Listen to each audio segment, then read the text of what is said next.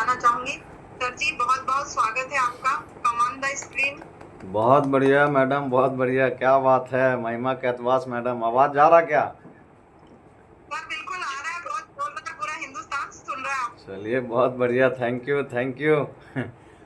पूरा हिंदुस्तान सुन रहा है आपको भी। बहुत बढ़िया तरीके से आपने इस जूम मीटिंग की शुरुआत की प्राण गीत से।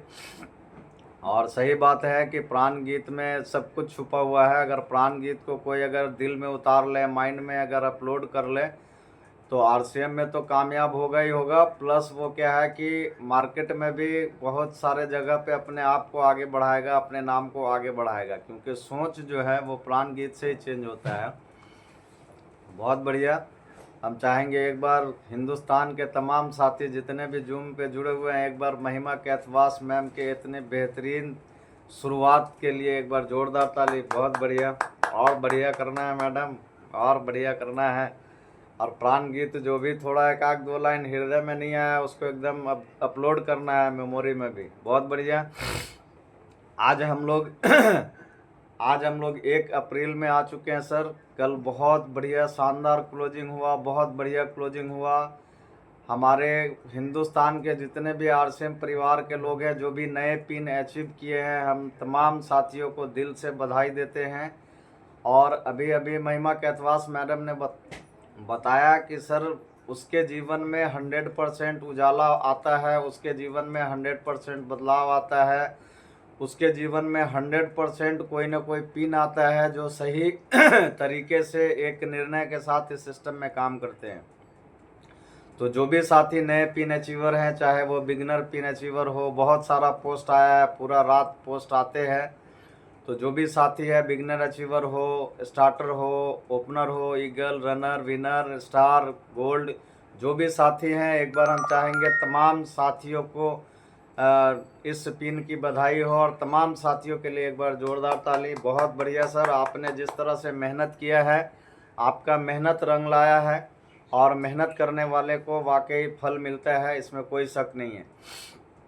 तो आज इस जूम मीटिंग की शुरुआत महिमा कैथवास मैम ने बहुत बढ़िया तरीके से किया। दोस्त, इस जूम मीटिंग को शुरुआत करते हैं, हम सबके बीच, हम सबके अपलाइन में आते हैं मिस्टर रमेश सर, जो पूरे जिम्मेदारी से इस जूम की शुरुआत करते हैं। अगर वो नहीं जूम में आए तो शायद जूम चैनल नहीं चले, हम लोग यहाँ पे इंतज़ार करते रह जाए। तो एक बार हम चाहेंगे रमेश सर के सम्मान में जोरदार ताली। बहुत बढ़िया सर, इसी तरह से हम लोगों को सिखाते रहिए, आगे बढ़ाते रहिए, और हम लोगों के पोस्ट को बनाते हैं, हम लोगों के पहचान को हिंदुस्तान लेवल में बरकरार रखते हैं। पर्दे के पीछे रहते हैं संजय सर, जो बहुत बढ़िया जिम्मेदारी से काम करते हैं। यूँ कहिए कि पोस्ट बनाने का जिम्मेदारी उनका है, और आखिरी टाइम तक वो लोगों के साथ कनेक्ट रहते हैं पोस्ट बनाने में। और एक बार हम चाहेंगे संजय सर के सम्मान में जोरदार ताली। बहुत बढ़िया। और यहाँ पे दोस्त, हम लोग जितने भी साथी जुड़े हुए हैं, आज जहाँ पे भी हैं, जिस लेवल पे भी हैं, आज अगर अपने आप में परिवर्तन हुआ, अपने पर्सनालिटी में डेवलप हुआ, या आज यहाँ पे बोलने के स्थिति में है, या थोड़ा सा बढ़िया बोल पाते हैं, या इस सिस्टम के बारे में थोड़ा जानकारी मिला है, या अपने जीवन में अपने घर में कोई इनकम आ रहा है, तो इन सब के पीछे जो शख्सियत है सर, आज उनका बहुत बड़ा रोल है। आज हम लोग सब उनको सुनने वाले हैं। लेकिन आज मैं इस सिस्टम में जहाँ पे भी हूँ, जिस लेवल पे भी हूँ, आज यहाँ पे अगर आपके पीछे, आपके सामने मैं बात कर पा रहा हूँ, या जूम मीटिंग में बोलने का मौका मिलता है, या शाम के सेशन में जो हज़ारों लोगों का सेशन होता है उसमें बोलने का मौका मिलता है, तो इन सब के पीछे जो कोई हाथ है, तो वो हम सब के ग्रेट अपलाइन में आते हैं। और अगर हम अपने आप को बदलना नहीं चाहे तो सर इसमें अपलाइन का भी बहुत बड़ा रोल नहीं होता है, क्योंकि हम अगर चाहेंगे तो ही अपलाइन हमारे ऊपर फोकस करता है, अपलाइन हमारे ऊपर ध्यान देता है। अगर हम ही नहीं चाहेंगे तो अपलाइन फोकस भी नहीं देगा। चूँकि देखिए, कामयाब होना आपका गरज है। बार बार मीटिंग में सुनते हैं ना कि कामयाब होना हमारा गरज है, तो हमको आगे बढ़ के हर चीज़ की जिम्मेदारी लेना होगा, हर काम को आगे बढ़ के करना होगा, अपने टारगेट के हिसाब से अपने टीम को लेके चलना होगा, टीम के कमी बेसी को समझना होगा, टीम को सहयोग करना होगा, टीम में लीडर बनाना होगा। तो ये सब चीज़ कहीं ना कहीं हमको भी करना है। लेकिन आज अगर इस प्लेटफॉर्म पर हम बने रहते हैं और अपलाइन का अगर हाथ रहता है, अपलाइन के गाइडलाइन में काम करते हैं, तो ये सर धीरे धीरे धीरे धीरे पॉसिबल होता रहता है और धीरे धीरे हम सही ट्रैक पर आगे बढ़ते रहते हैं। तो आज अगर हम इस सिस्टम में जहाँ पे भी हैं, इन सब के पीछे अगर कोई हाथ है तो वो हम सब के ग्रेट अपलाइन में आते हैं। और एक बार हम चाहेंगे एक रंजीत सर के सम्मान में जोरदार ताली। Thank you sir. अगर सर नहीं होते, सर अगर जगह जगह पे बताए नहीं होते, धक्का नहीं मारे होते, तो शायद आज हमारे जीवन में भी परिवर्तन नहीं होता। दोस्त, सबसे पहले मैं अपना परिचय बता दूं। मेरा नाम मोहम्मद अनवर है। मैं कोलकाता से इस बिजनेस को करता हूं, जीता हूं, सीखता हूं। अगर काम की बात करें तो सर कोलकाता में सन 2000 साल से लेके 2025 अक्टूबर नवंबर महीना तक टैक्सी चलाए। 20-25 साल टैक्सी चलाया और टैक्सी चलाते चलाते ये सिस्टम मेरे जीवन में आया था। और इस सिस्टम में आने के बाद ये लगा कि भैया दुकान बदलने से, प्रोडक्ट बदलने से, आदत बदलने से, थोड़ा नेचर बदलने से, थोड़ा थोड़ा बातों को बदलने से अपने जीवन में भी थोड़ा परिवर्तन आ सकता है। और वहाँ से एक भरोसे के साथ, विश्वास के साथ शुरुआत किए और धीरे धीरे धीरे धीरे अगर इनकम की बात करें तो पहला इनकम 247 रुपये आया। और वो 247 रुपये दोस्त मेरे पूरे माइंड को डाइवर्ट कर दिया।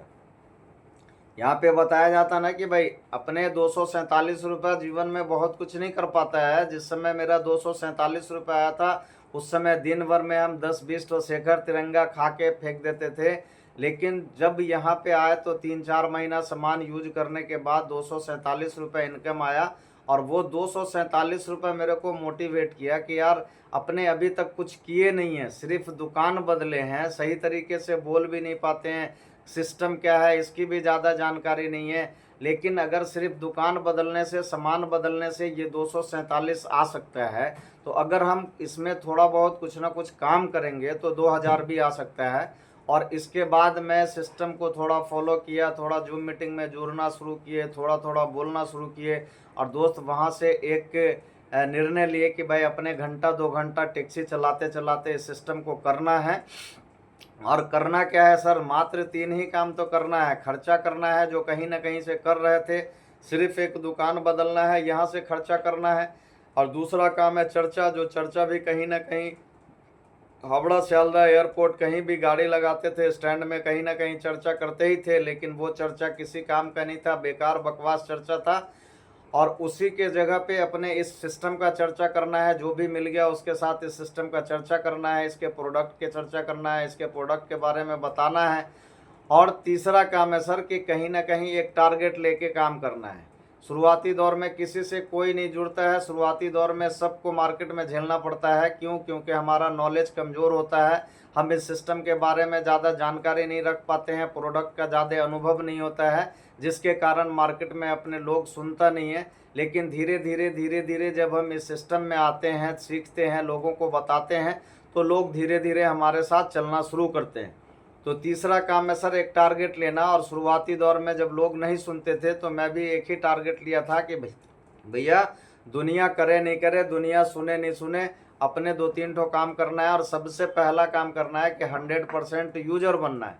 यूजर बनना सबसे आसान था, इसलिए कि सारा चीज़ तक कहीं ना कहीं से हम यूज करते थे, सिर्फ दुकान बदलने का निर्णय लेना था। और वो निर्णय ले लिए 100% यूजर बनना है। मतलब 5000 PV 6000 PV का अपना आईडी पर परचेज होता था।